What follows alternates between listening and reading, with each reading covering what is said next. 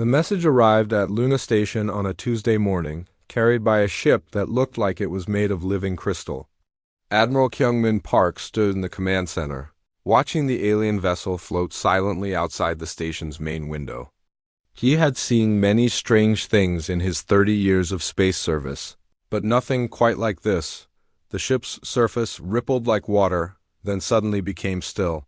A beam of pure light shot from its center and hit the station's communication array. Within seconds, every screen in the command center filled with the same image. A tall, crystalline being with no visible face, just smooth surfaces that reflected light in impossible ways. "I am Ambassador Vextal of the Galactic Federation," the being said. Its voice sounded like wind chimes in a gentle breeze, but the words it spoke were anything but gentle. "I bring a final message to the species you call humanity." Kyungmin felt his chest tighten. Final messages from alien empires were never good news. Around him, his officers stopped what they were doing and turned to watch the screens. The whole command center became deadly quiet. "Your species has expanded beyond your home system," the ambassador continued. "You have built colonies on 17 worlds that belong to the greater galactic community. You have done this without permission. You have done this despite our warnings." The image on the screen changed, showing Earth's colonies scattered across nearby star systems.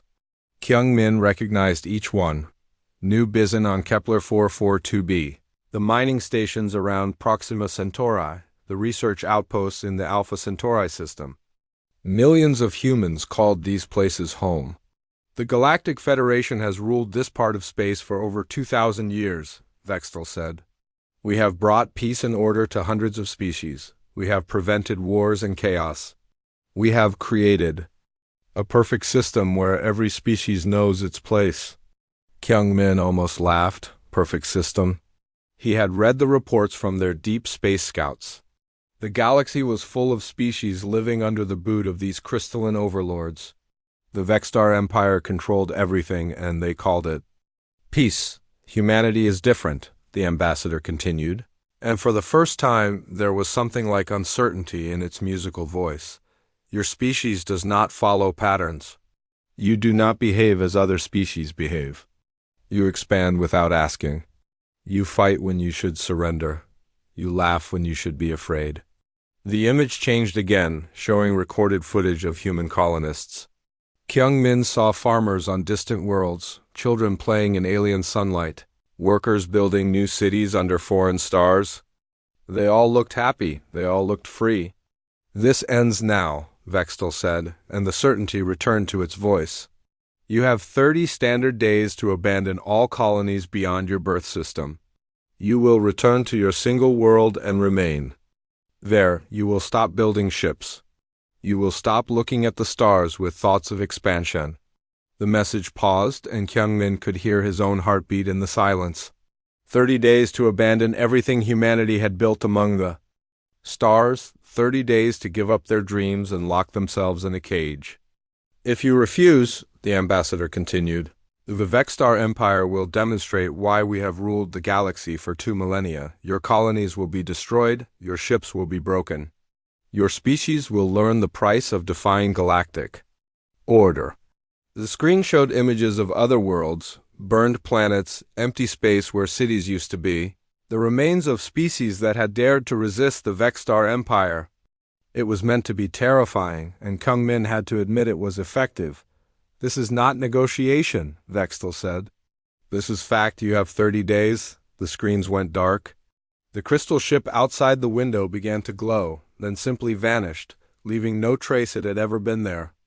The command center remained silent for a long moment. Then Communications Officer Eugene Kim spoke up. "Sir, I'm getting calls from Earth. President Taeho Kim wants an immediate conference." Kyungmin nodded. "Patch him through. And get me a line. To all colonial governors." Within an hour, the emergency session was in full swing. President Kim appeared on the main screen from the Blue House in Seoul, looking tired but determined. Around him were the faces of Earth's most important leaders, military commanders, colonial governors, scientists, and diplomats. "So, President," Kim said, leaning back in his chair, They want us to crawl back to Earth and pretend the stars don't exist. That's about the size of it, Kyung-min replied. 30 days to abandon everything we've built out here. Dr. Soo-jin Lee, Earth's top expert on alien species, cleared her throat. I've been studying Vexstar conquest patterns for the past 2 hours. They've done this to 47 other species in the last 500 years. Every single one either surrendered immediately or was completely destroyed within 3 weeks of resistance. Cheerful, muttered Governor Kim from New Bison. What makes them so effective? Perfect coordination, Soo-jin replied. Their society is like a crystal. Structure? Every individual knows exactly what to do at exactly the right time. They don't have arguments or disagreements. They don't make mistakes. They're essentially a living computer that happens to be very good at warfare. President Kim was quiet for a moment, then looked around at all the faces on his screen. And what do we do against a living computer? There was silence. Then, slowly, a smile began to spread across Kyung-min's face. It was followed by similar smiles on other faces around the conference. Sir, said Commander Hyun-woo Choi from Earth Space Navy Headquarters, are you thinking what I think you're thinking? President Kim's smile grew wider. I think I am. Ladies and gentlemen, let me ask you a question. How long have we been at peace? Too long, Governor Ram replied immediately. How long have we been bored with building farms and research stations? Way too long, added Captain G1 Park from her destroyer orbiting Mars. How long have we been wishing for something that would bring humanity together again? Something that would remind us who we are and what we're capable of? The smiles was spreading now. Even Dr. Soo-jin was grinning. Mr. President, Kyung-min said, with all due respect, are you seriously suggesting we're happy about this? Admiral, President Kim replied, I'm suggesting that for the first time in 200 years, humanity has a clear enemy and a righteous cause. I'm suggesting that these crystal overlords just made the biggest mistake in galactic history. Which is? They gave us a deadline instead of just attacking immediately. They gave us time to prepare. And most importantly, President Kim's smile became almost predatory. They clearly have no idea who they're dealing with. Commander Choi leaned forward. Sir, are we really going to fight the most powerful empire in the galaxy? Commander, President Kim said, we're going to do more than fight them. We're going to show them what happens when you threaten humanity's children. We're going to teach them why humans are different from every other species they've conquered. And how are we different? Asked Dr. Soo-jin. President Kim stood up from his chair. Every other species fights to survive. We fight to win. Every other species surrenders when the odds are impossible. We get stubborn. Every other species sees a galactic empire and thinks, we can't beat that. We look at a galactic empire and think challenge accepted. The conference call erupted in laughter and cheers. For the first time in decades, humanity had something worth fighting for. 30 days, President Kim said when the noise died down. They gave us 30 days to surrender. Let's use those 30 days to remind the galaxy why you should never, ever give humans time to prepare for war. Admiral Kyung-min Park looked out at the stars and felt something he hadn't felt in years, excitement. The Vexstar Empire was about to learn a very important lesson about humanity. Some species surrender when threatened. Others fight back when cornered. But humans? Humans grin and start planning. Commander Hyun-woo Choi stood in the war room beneath the Pentagon, watching the biggest military mobilization in human history unfold on dozens of screens around him. Ships that had been carrying supplies to distant colonies were suddenly loaded with weapons. Factories that made farming equipment started producing ammunition. Research stations became fortress command centers. But what confused every alien intelligence? Network monitoring Earth was the music. Military bases across human space were broadcasting. Everything from classical symphonies to heavy metal rock songs. Soldiers sang while they loaded weapons onto ships. Engineers hummed while they installed new armor plating. Even the most serious generals seemed to have an extra spring in their step. The Durrani Intelligence Service sent an urgent report to the Vexstar High Command. Human military preparations suggest severe psychological breakdown. Recommend immediate attack before they recover sanity. They didn't understand that humans had never been more sane. Captain G1 Park adjusted her uniform and stepped onto the bridge of the ESN destroyer Inchin's Pride. Around her, the crew was running final checks on weapon systems and engines. The ship had been built for escorting cargo vessels and dealing with pirates. Now it was heading into the outer system to hunt Vexstar scouts. "Captain," said Navigation Officer Minho Lee, "we're picking up 3 unknown contacts near Jupiter's fourth moon. They're trying to stay hidden behind the asteroid field." No one smiled. Her father had taught her that the best defense was often a good offense. "Take us in, but keep it quiet. Let's see what our new neighbors are up to." The Inchin's Pride slipped through space like a shark moving through dark water. The ship's new stealth systems made it almost invisible to standard sensors. As they got closer to the asteroid field, G1 could see the alien vessels on her tactical display. They were beautiful and terrible at the same time. Each ship looked like it had been carved from a single piece of crystal, with smooth curves that seemed to bend light around them. They moved in perfect formation, their paths calculated to the smallest detail. "Weapons range in 30 seconds, reported Tactical Officer So Young Han. "Wait for it," Ji-won said quietly. She had studied the reports from other species that had fought the Vexstar. They always expected their enemies to attack in predictable patterns.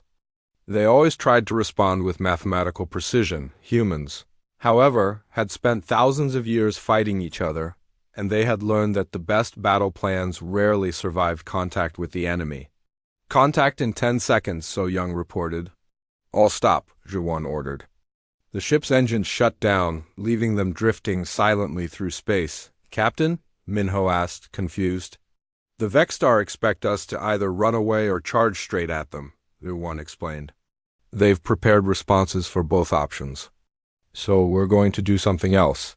She waited until the alien scouts were exactly where she wanted them, then smiled. "Emergency power to engines, full attack speed. Target the lead ship and fire everything we have." The Inchin's Pride exploded into motion like a sprinter leaving the starting blocks. The sudden acceleration caught the Vexstar completely off guard. Their perfect formation scattered as they tried to respond to an attack pattern that made no mathematical sense. The human ship's weapons lit up space with laser fire and missile trails. The lead Vexstar vessel's shields flared and failed under the unexpected assault. The crystal hull cracked and pieces began floating away into space. "Second target acquired," So Young reported. "Hold fire," Ji-won ordered. "Emergency turn to starboard."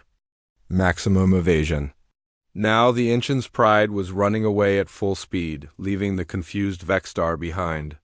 Ji-won watched her tactical display as the alien ships tried to decide whether to pursue or regroup.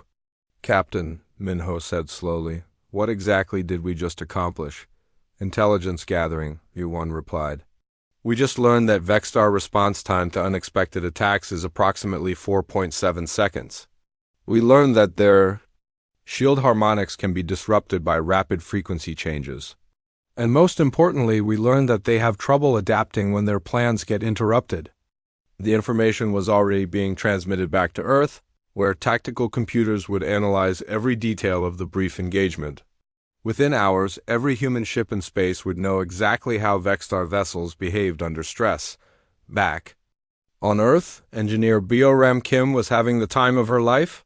For 15 years, she had designed peaceful cargo ships and passenger liners.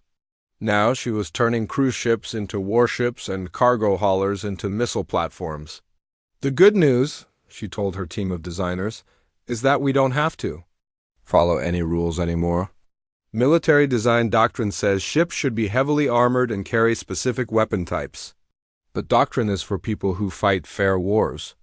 She pointed to the blueprint on her screen, a passenger liner that had been converted into something that looked like a porcupine made of metal and weapons. "The Vexstar build ships that are mathematically perfect for their intended purpose." She continued, "Every component is exactly where it should be.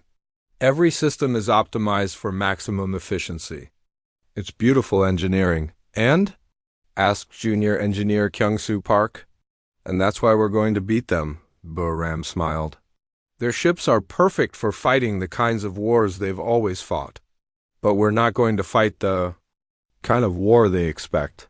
She switched the display to show a new design, a cargo ship that had been fitted with engines 3 times, larger than necessary and covered in armor plating that looked like it had been stuck on with glue.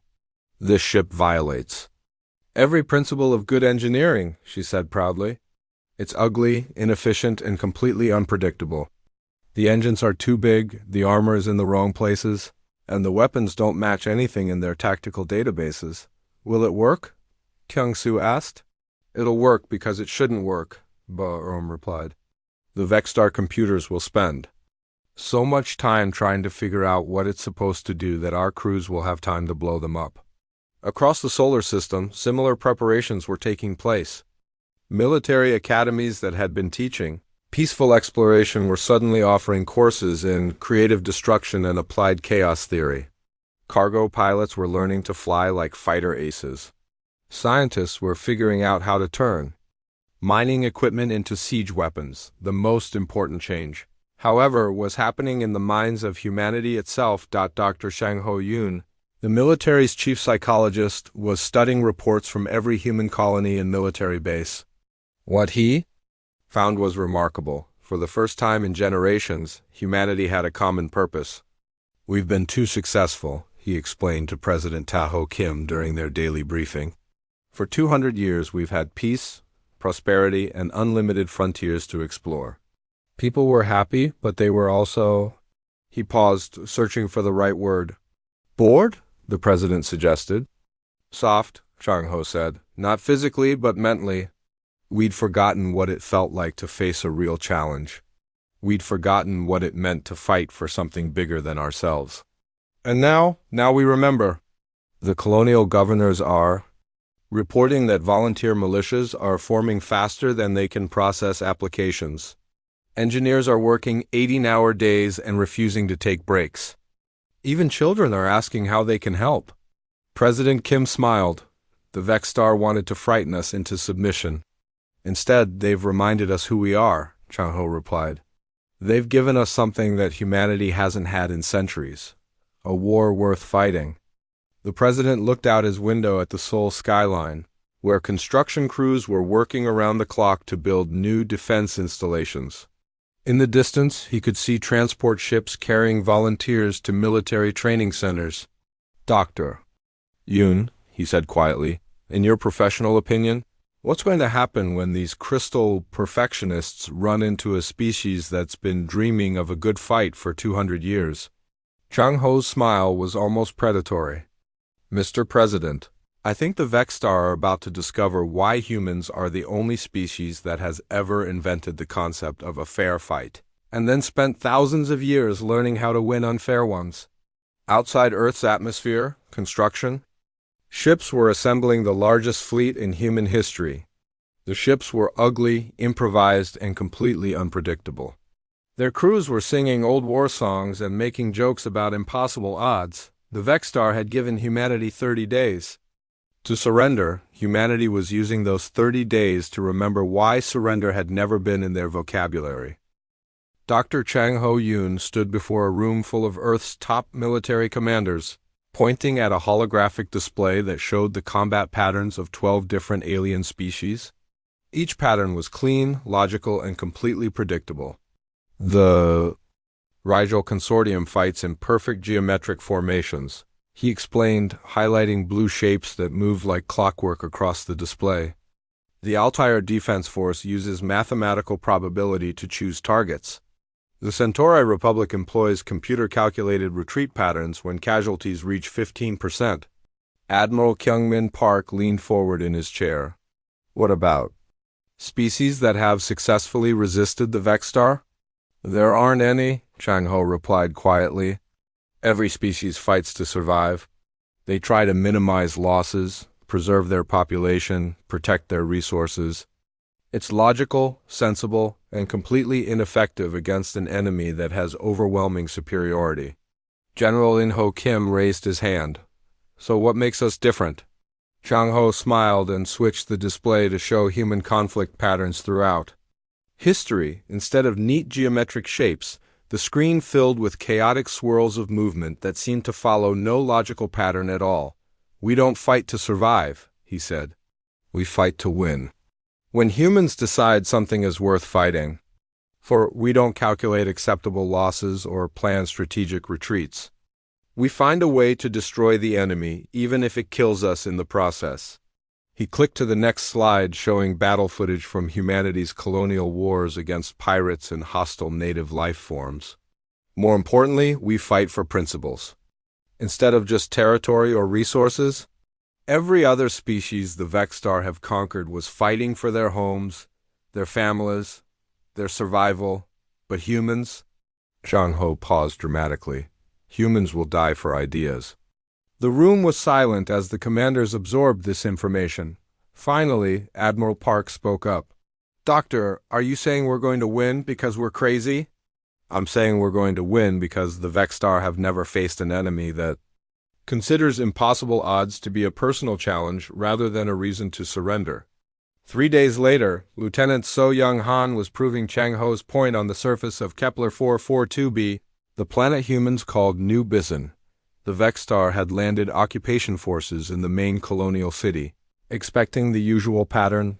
The humans would either surrender immediately or mount a conventional defense that could be easily crushed. Instead, So Young and her squad were hiding in the forest outside the city, watching crystal-armored Vexstar soldiers patrol the streets with mathematical precision. Their movements were perfect, efficient, and completely predictable. "Sergeant," whispered Corporal Min-Ki Lee, "there are 3,000 of them and 12 of us. This is insane." "Probably," So Young replied cheerfully. "But insane is what we do best." She had studied Earth military history extensively, particularly the sections about guerrilla warfare and asymmetric tactics. The Vexstar were expecting a formal military engagement. Soldiers in uniform, battles fought according to recognized rules, clear objectives, and decisive outcomes. They were about to learn that humans had abandoned fair fighting sometime around the invention of the slingshot. "Chun, Kim, take the communications array on the north side of the city. Make it look like equipment failure, not sabotage. Park, I want you to start leaving presents in places where their patrols rest. Nothing too obvious." The presents were improvised explosive devices made from farming equipment and mining charges. They were ugly, primitive, and completely outside the Vexstar tactical database. "What about the rest of us?" asked Private Eugene Choi.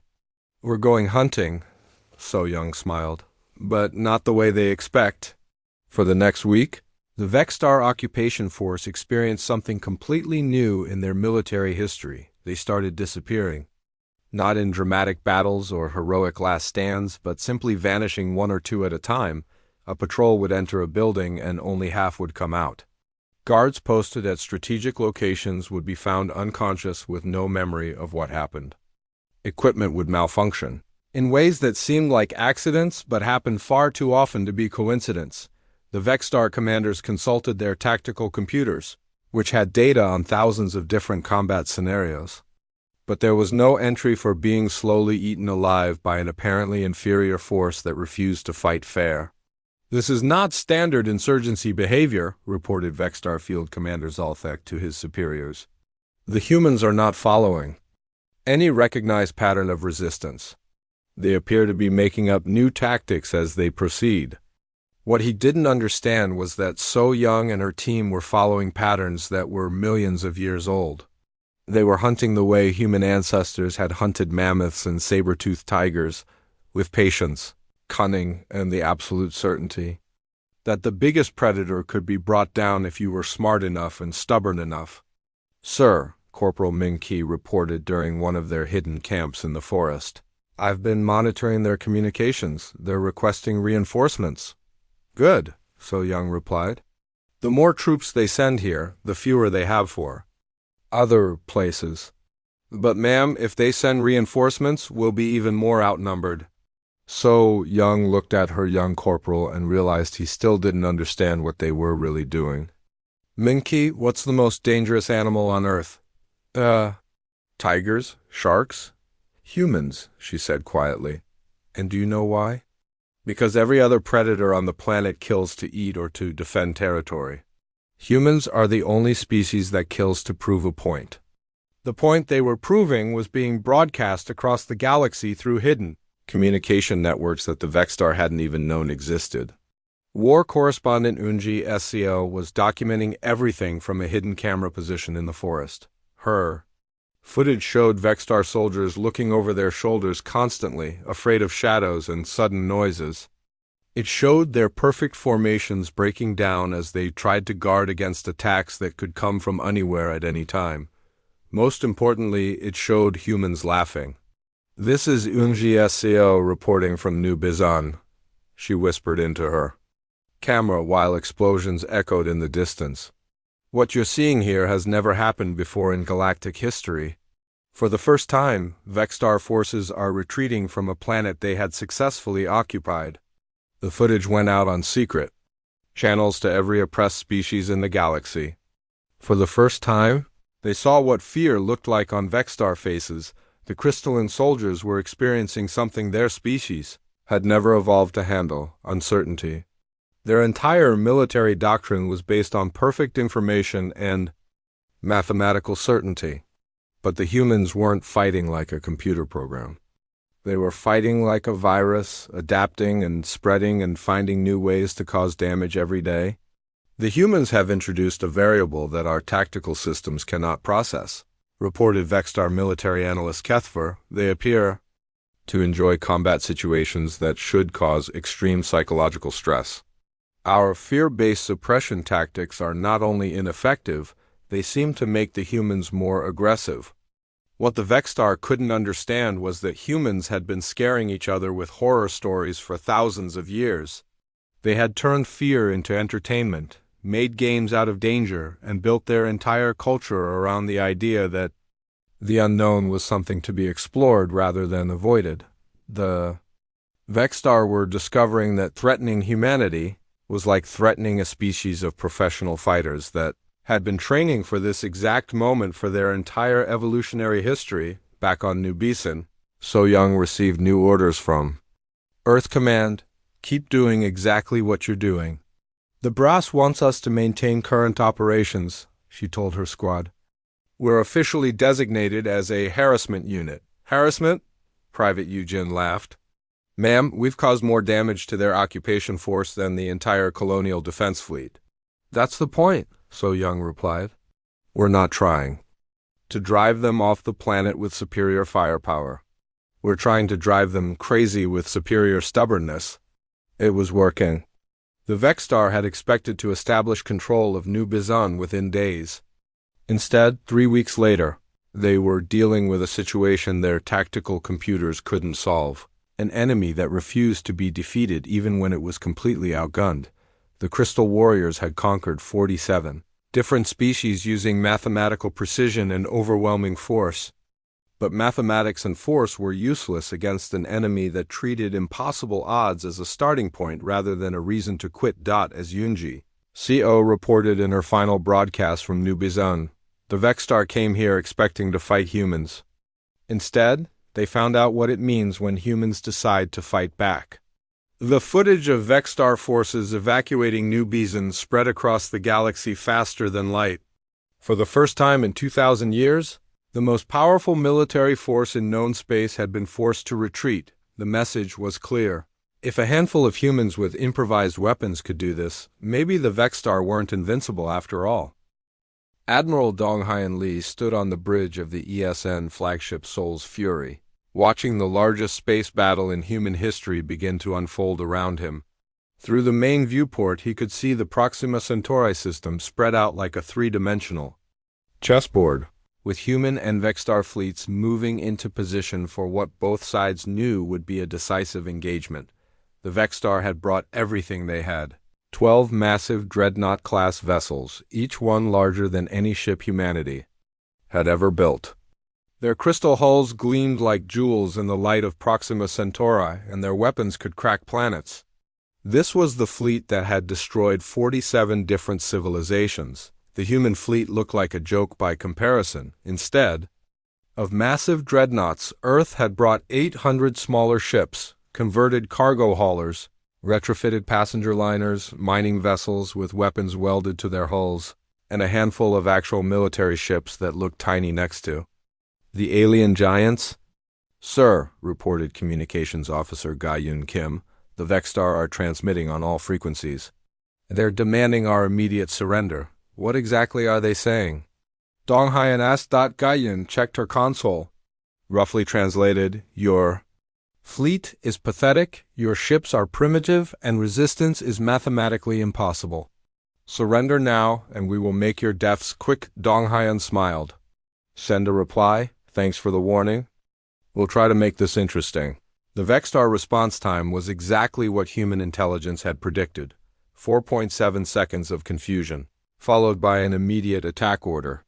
The alien dreadnoughts began moving forward in perfect formation, their massive weapons charging for what should have been a slaughter. Instead, they encountered Captain Minho Park's experimental swarm tactics. All ships execute Plan Wasp, Dong Hyan ordered. The human fleet suddenly broke apart like a hive that had been kicked. Instead of trying to match the Vexstar formation, 800 smaller ships scattered in every direction, moving in patterns that seemed completely random. Some ships flew straight at the enemy dreadnoughts, others curved away in wide arcs, and still others seemed to be heading for empty space. Admiral, called Tactical Officer Jun Wahan, the Vexstar computers are trying to calculate our attack pattern. How's that working out for them? They can't do it, sir. Our ships aren't following any pattern their databases recognize. That was exactly what Dong Hyan had been hoping for. The Vexstar were used to fighting species that planned their battles according to mathematical principles. They expected their enemies to concentrate firepower, maintain formations, and follow logical tactical doctrines. Humans had thrown logic out the window and replaced it with controlled chaos.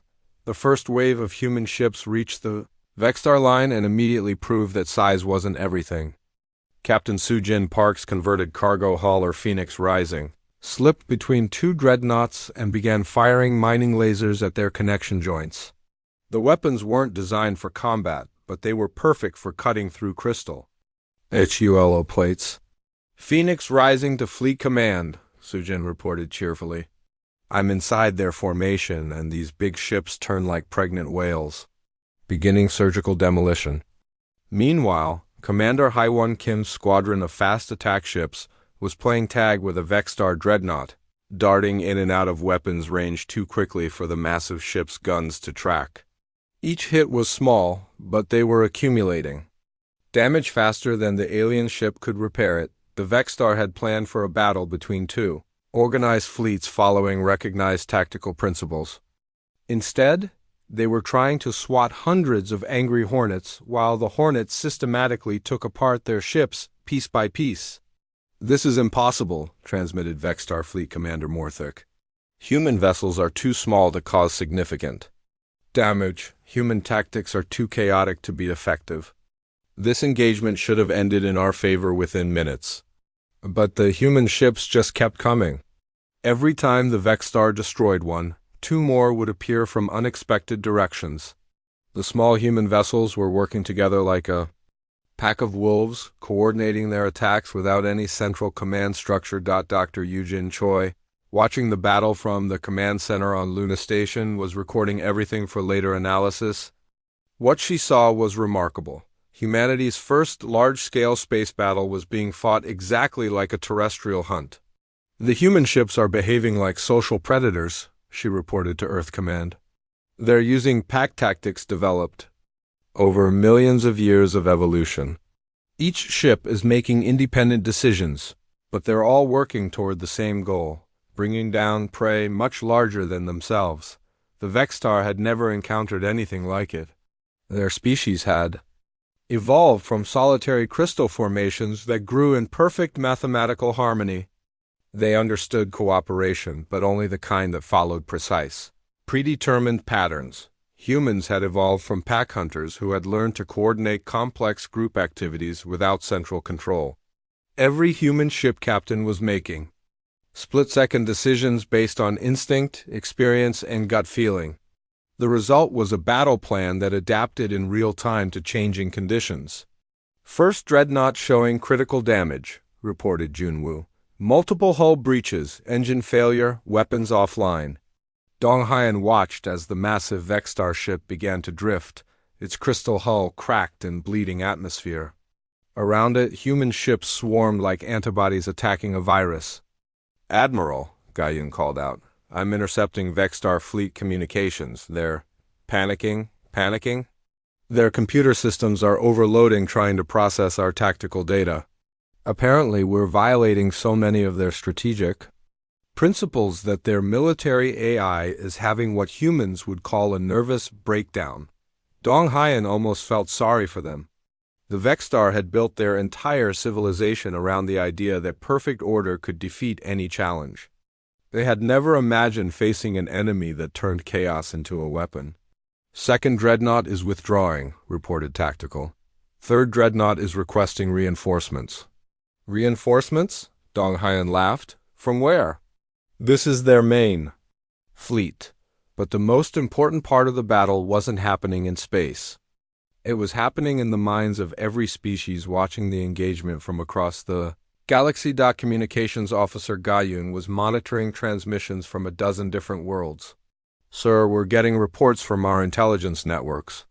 This battle is being broadcast on every underground frequency in known space. And, sir, species that have been under Vexstar control for centuries are seeing their invincible fleet getting torn apart by a bunch of converted cargo ships. The psychological impact is ...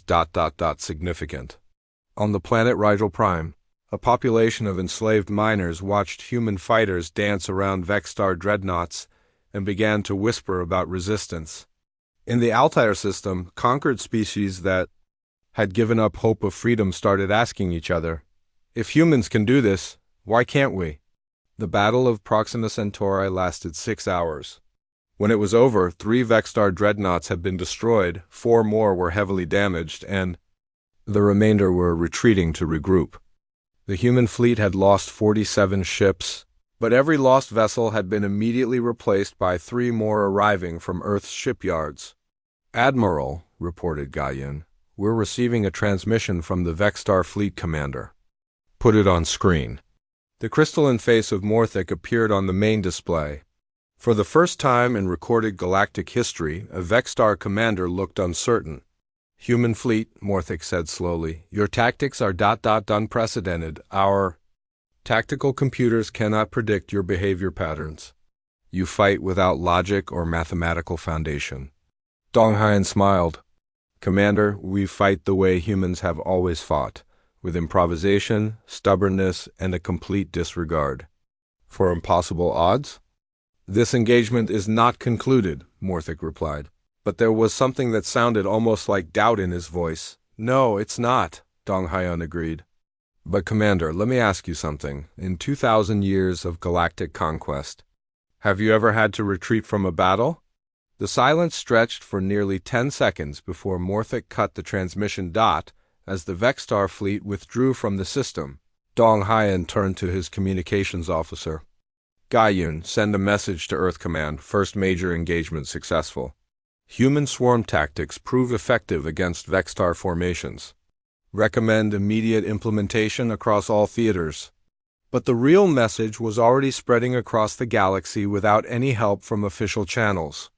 The news was simple, devastating, and completely revolutionary. The Vexstar Empire had lost their first major space battle in 2,000 years, and they had lost it to a species that had been using makeshift tactics and converted cargo ships. The balance of power in the galaxy had just shifted, and everyone knew it. President Jae-Hyun-Yu was having breakfast in the Blue House when the first secret message arrived.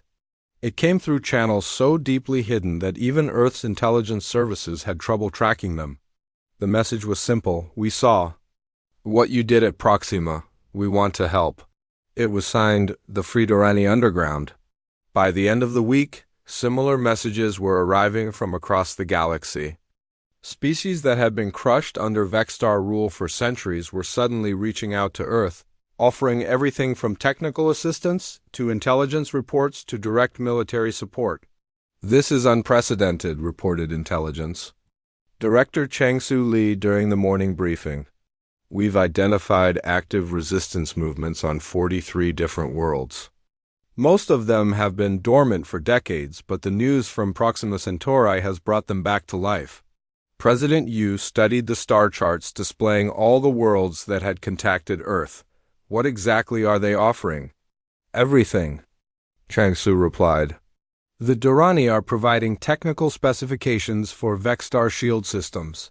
The aquatic Murgal have shared star charts showing hidden routes through Vexstar space. The insectoid Zefkari are offering to coordinate simultaneous uprisings across their entire sector. And what do they want in return? Training. They want to learn how to fight the way humans fight. 3 days later, General Intim found himself in the strangest classroom in military history. The converted cargo bay of the space station, Terra Nova, had been transformed into a training facility, where human instructors were teaching alien species how to wage unconventional warfare. The key to human tactics, Inho explained to a mixed group of crystalline Durrani, aquatic Murgal, and several other species he couldn't even pronounce the names of, is that we don't follow our own rules. A Durrani officer raised what might have been a hand. Explain, please. How do you coordinate military actions without consistent protocols? By thinking like individuals instead of like a computer network, Inho replied. Each human soldier is trained to make independent decisions, based on the situation in front of them. We don't wait for orders from Central Command. We see a problem and we solve it. The concept was revolutionary for most of the alien species. They had evolved to follow clear hierarchical structures and predetermined response patterns. The idea of improvising tactics in real time was completely foreign to their military thinking, but they were eager to learn, because they had seen what happened when humans improvised. Watch this simulation, Inho said, activating a holographic display. This shows a typical Vexstar assault on a fortified position. They use mathematical precision to calculate the optimal attack pattern.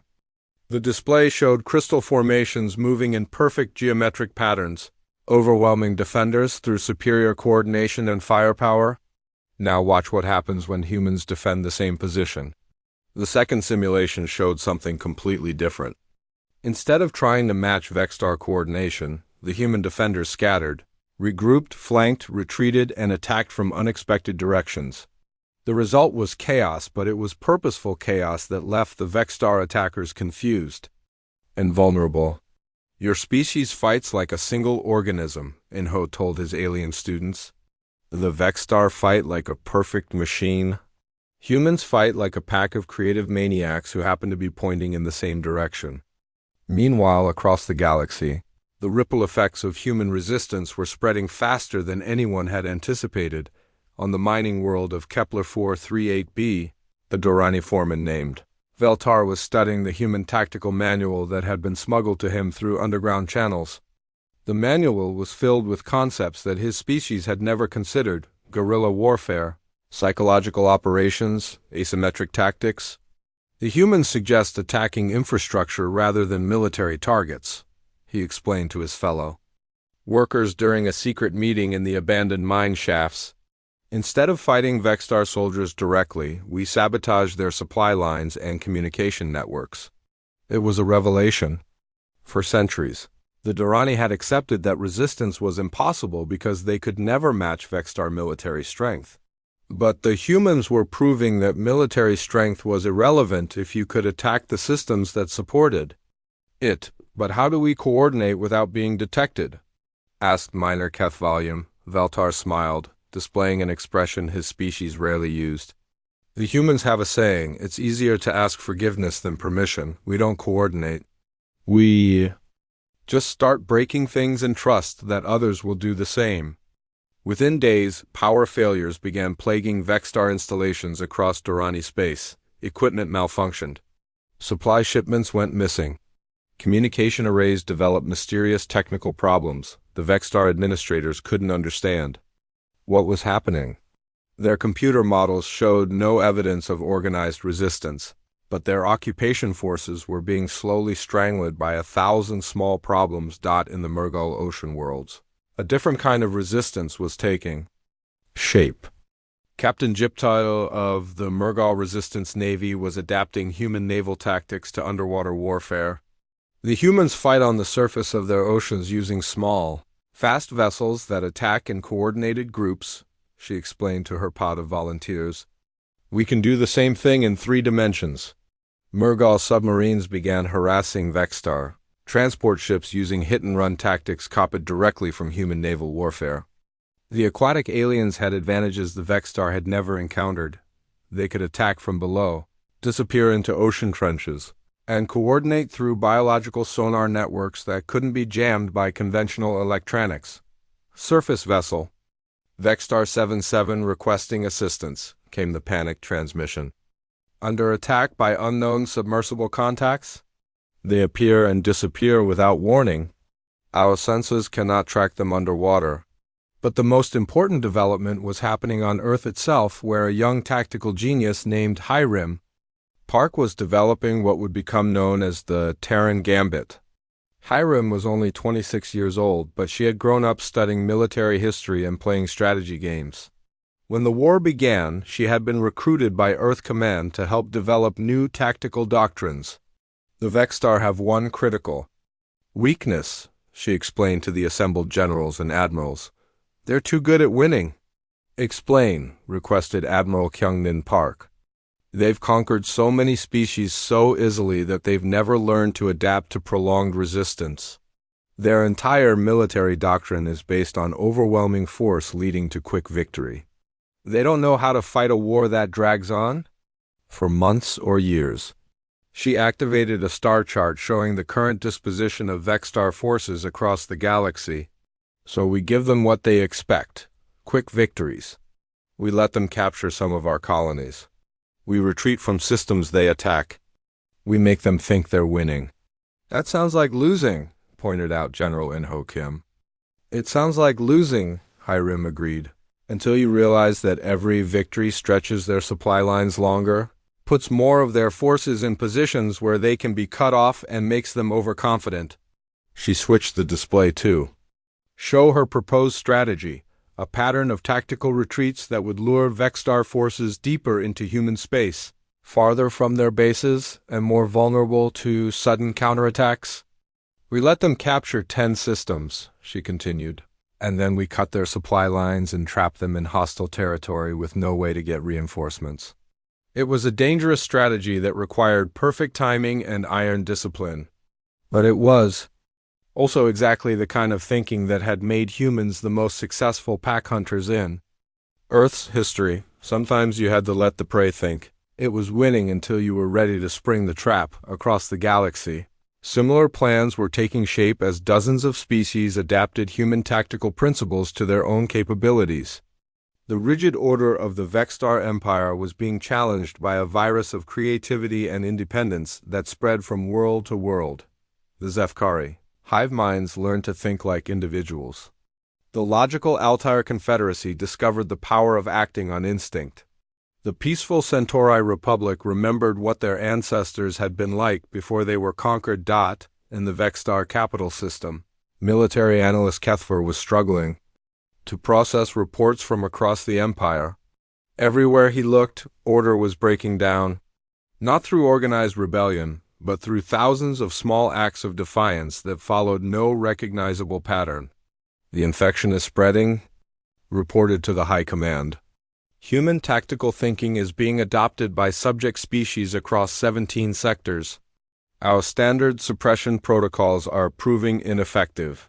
Infection? Asked Supreme Commander Zalthek. There's no other word for it, Kethfer replied. The human approach to warfare appears to be contagious. Species that have been pacified for centuries are suddenly behaving like the humans, unpredictably, chaotically, and with complete disregard for mathematical probability. For the first time in 2,000 years, the Vexstar Empire was facing something they had never encountered, an enemy that got stronger every time they fought it. The humans hadn't just declared war on the Vexstar. They had started a revolution. That was spreading across the galaxy like wildfire, and the fire was just getting started. The weapon appeared in the Kepler 442 system like a nightmare made of crystal and mathematics. It was larger than a space station, shaped like a massive geometric flower with petals that pulsed with contained energy. The Vexstar called it a planet cracker. And it had never failed to achieve its purpose. Admiral Sang-Wook Lee watched the alien superweapon from the bridge of his flagship, feeling his stomach turn to ice. New Bizen, humanity's first successful colony world, lay directly in the weapon's path. 3 million human civilians lived on that planet, including his own daughter and grandchildren. "Sir," reported Tactical Officer Kyung-Ho Park, the planet cracker, "is charging its main weapon. Estimated time to firing, 47 minutes. Fleet status, 16 ships, sir. Everything we could get here in time." 16 ships against a weapon that could crack planets. The mathematics were simple and horrifying. But Admiral Lee had learned something important over the past months of fighting the Vexstar. Mathematics were only relevant if you played by mathematical rules. "Open a channel to all ships," he ordered. "This is Admiral Lee. We all know what that thing is and what it's here to do.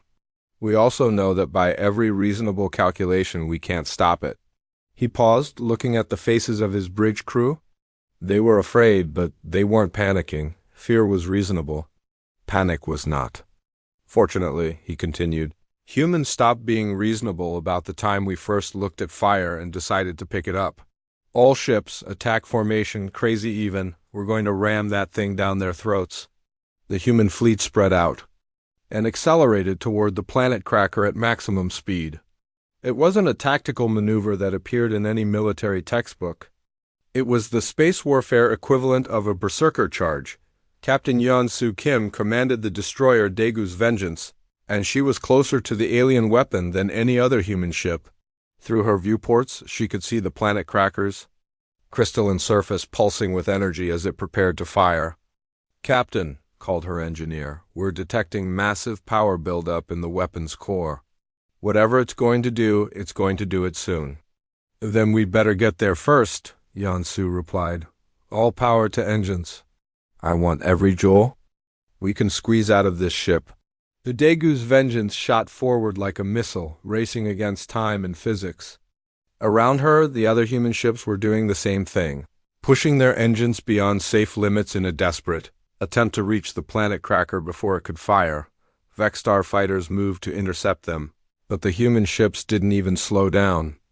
They fired through the enemy formation and kept accelerating, taking damage but refusing to be stopped. "Captain," reported Weapons Officer Min-jae Lee, "we're in weapons range of the planet cracker." "Fire everything," Yeon-Soo ordered the destroyers. Weapons lit up the vacuum with laser fire and missile trails. The planet cracker's shields flared and held, absorbing the punishment. But Yeon-Soo could see something important. The alien weapon's geometry was perfect, which meant it was also perfectly predictable. "Engineering," she called. "I need everything we have left. Transfer life support power to engines. Transfer artificial gravity to engines. I want this ship moving faster than it was ever designed to move." "Captain, that's suicide," her engineer replied. "No," Yeon-Soo said quietly, "that's the point." She aimed the Daegu's Vengeance directly at the planet cracker's core and pushed the engines past redline. The ship began to shake apart around her, but it kept accelerating. Behind her, she could hear the rest of the fleet doing the same thing. "All ships," Admiral Lee's voice came over the communications, "concentrate fire on the planet cracker's central core. If we can't destroy it, maybe we can disrupt its firing sequence." The human fleet converged on the alien superweapon like angry wasps attacking a giant. Their weapons were too small to cause serious damage, but they were hitting the planet cracker faster than its automated defenses could respond. That was when Yeon-Soo realized something crucial. The planet cracker wasn't just a weapon. It was a computer. A massive, crystalline computer that calculated precise mathematical equations to crack planets. And like all computers, it could be overloaded. "All ships, this is Daegu's Vengeance," she transmitted.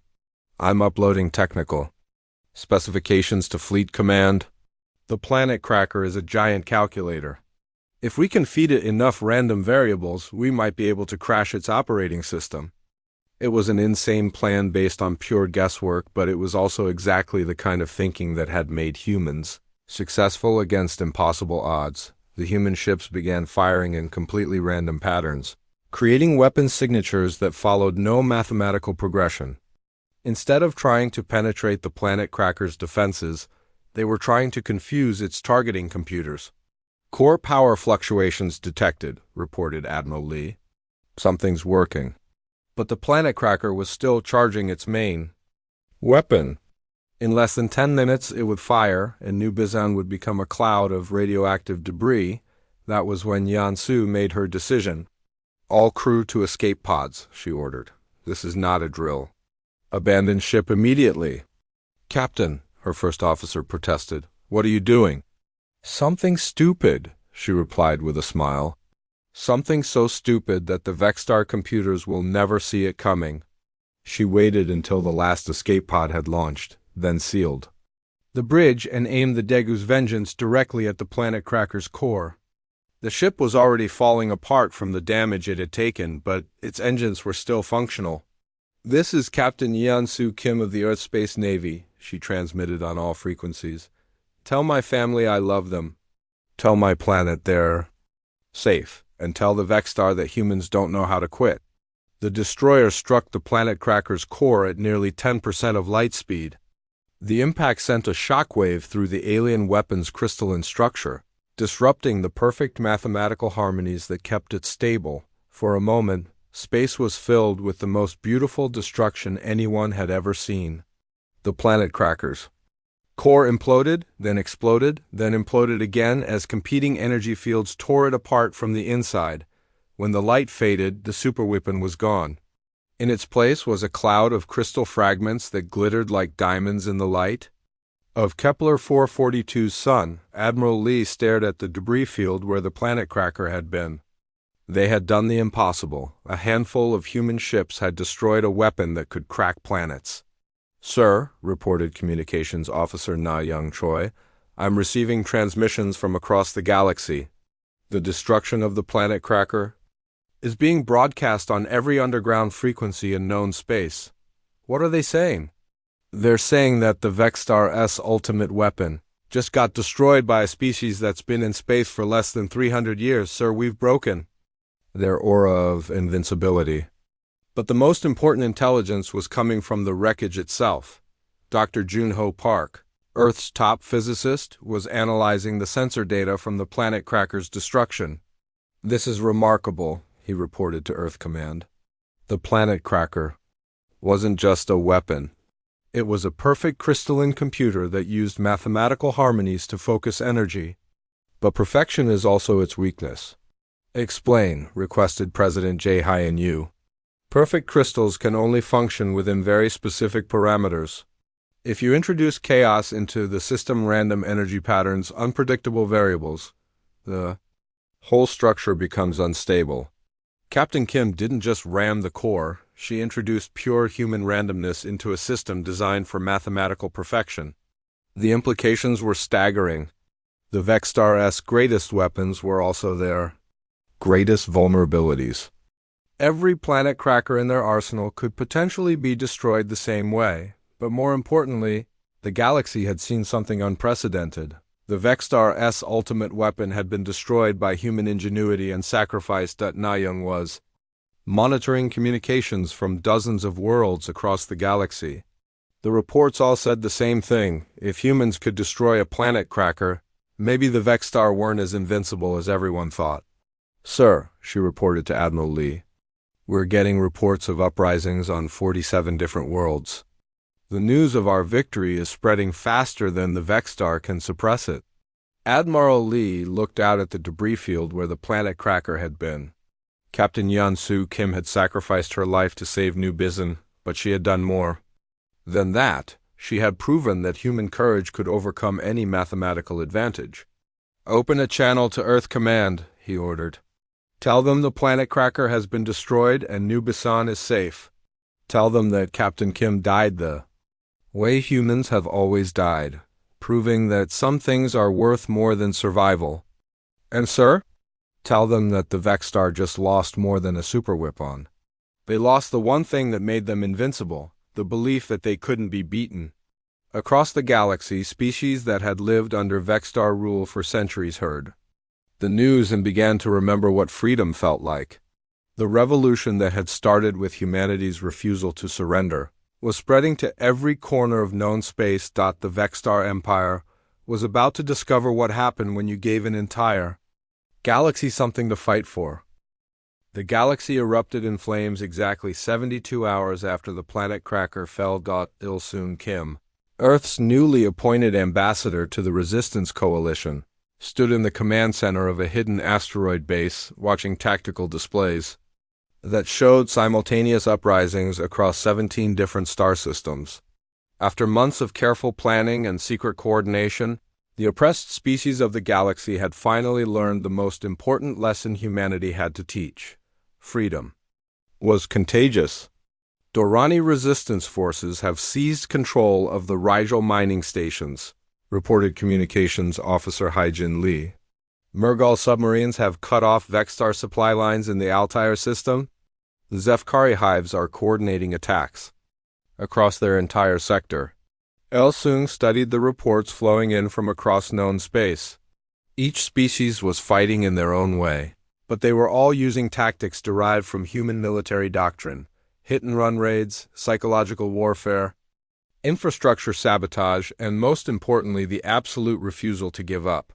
"What's the status of the Vexstar response?" he asked. Confused, Haijin replied with a smile.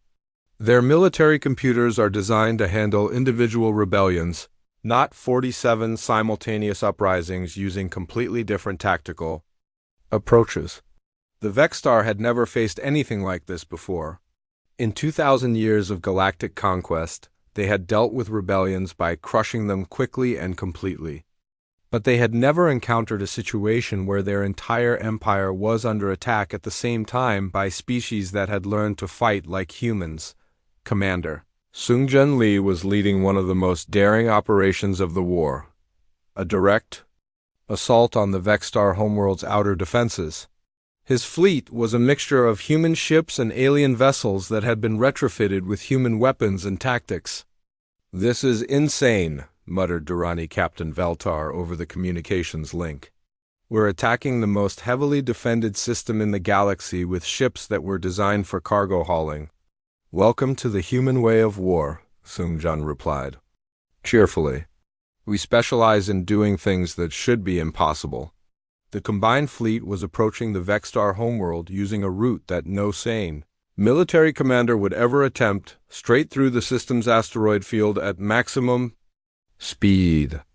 It was dangerous, unpredictable, and completely outside the Vexstar tactical database. "Contact in 30 seconds, reported Tactical Officer Minsu Park. "Vexstar defense grid is coming online." The outer defenses of the Vexstar homeworld were legendary. Massive orbital platforms armed with planet-killing weapons, automated defense networks that could track thousands of targets simultaneously, and shield generators that could protect the entire planet from attack. But the defense grid had been designed to stop organized fleets following conventional attack patterns. It had never been tested against a swarm of improvised ships flying like maniacs through an asteroid field. "All ships execute pattern chaos," Sung-Jun ordered. The combined fleet broke apart like a flock of birds being chased by a hawk. Each ship chose its own path through the asteroids, using the giant rocks as cover while they approached the defense platforms. The Vexstar computers tried to track them all and failed, overwhelmed by too many unpredictable variables. Meanwhile, on the other side of the galaxy, Hyeonru Park was coordinating the most complex military operation in galactic history from a hidden communications center on Luna Station. She was maintaining contact with resistance cells across dozens of star systems, each speaking different languages and using different technologies. "This shouldn't work," she muttered to herself while juggling communications from the aquatic. Murgal, the crystalline Dorani, the insectoid Zefkari, and 8 other species she could barely pronounce the names of, but it was working. and Haiyan-Ru was beginning to understand why. Human chaos theory wasn't just effective against the Vexstar. It was also perfect for managing large-scale coordination between completely different species. Instead of trying to create a unified command structure, she was letting each species fight according to their own strengths while maintaining just enough coordination to ensure they weren't working against each other. Luna Station, this is the Murgal Deep Strike Force, came a transmission from the ocean worlds. We've successfully severed underwater communications cables in the Procyon system. Vexstar forces are operating blind. Acknowledged, Deep Strike. Relay that information to the Dorani mining teams in the same sector. Luna Station, this is Zefkari Hive Command, came another transmission. Our swarm attacks have disabled orbital defense platforms around Vega Prime. The system is open for liberation forces.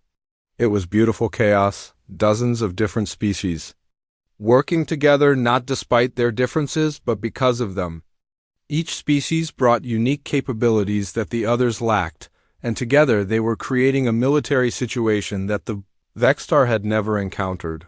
The Crystalline Empire was learning that their greatest strength, perfect coordination, was also their greatest weakness when facing enemies that refused to be coordinated. Back at the Vexstar homeworld, Commander Sun Chun's fleet had successfully penetrated the outer defenses, but what they found inside was even more encouraging than their military success.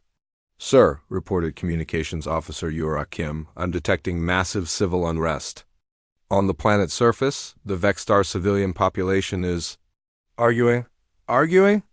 They appear to be having what humans would call political disagreements. Some factions want to negotiate with the resistance. Others want to increase military suppression. Still others are questioning whether their empire is worth maintaining. It was unprecedented. Vexstar society had been built on perfect consensus for over 2 millennia. The idea that they might have internal disagreements was as shocking as discovering that crystals could think, but the human example of creative chaos was spreading even to their enemies. Vexstar citizens who had never questioned their government's decisions were suddenly asking why they were fighting a war against species that only wanted to be free. Sir, Yura continued, some Vexstar cities are declaring themselves neutral. They're refusing to support the military effort. The revolution wasn't just spreading among the oppressed species, it was infecting the oppressors as well. On the bridge of his flagship, Supreme Commander Zalthek was trying to process reports from across the galaxy. Every tactical display showed the same thing. His empire was falling apart. How many systems are currently in rebellion? He asked his aide. 97, sir. And the number is increasing hourly. Military response status? Our forces are spread? Too thin. Every time we suppress one uprising, 3 more appear. The humans have taught the other species to coordinate without central command, which makes it impossible for us to target their leadership. Zalthek studied the tactical displays, looking for some pattern he could exploit. But there was no pattern. The rebellions were happening everywhere at once, using tactics that followed no mathematical logic. Sir, his aide continued, we're also receiving reports of desertion among our own forces. Some Vexstar military units are refusing orders to attack civilian populations. Desertion? They appear to have been influenced by human concepts of individual moral choice. They're making independent decisions about whether orders are ethically acceptable. Zalthek felt something he had never experienced before, despair. The humans hadn't just attacked his empire's military forces. They had attacked the very concept of absolute authority. Back on Luna Station, Ambassador Il-sung Kim was monitoring the galactic situation when an urgent message arrived from Earth. Command. Sir, reported Haijin, President Yu wants an immediate conference. Priority 1. The holographic image of President Jae-hyun Yu appeared in the command center, looking tired but determined. Il-sung, the president said, we're receiving peace overtures from several Vexstar factions. They want to negotiate. What kind of negotiations? Conditional surrender. They're willing to recognize the independence of all currently rebellious systems in exchange for an end to hostilities. Il-sung was quiet for a moment, considering the implications. Mr. President, that's not victory. That's just a strategic pause while they regroup. I know. That's why we're not accepting their offer. Sir? President Yu's smile was grim but determined. Il Sung, we didn't start this war to win our freedom. We started it to prove that freedom is worth fighting for. If we accept a negotiated settlement now, we're telling every oppressed species in the galaxy that they should be grateful for whatever scraps the Vextar are willing to give them. Il Sung understood. The war had become about more than human independence. It had become about the right of every species in the galaxy to determine their own destiny.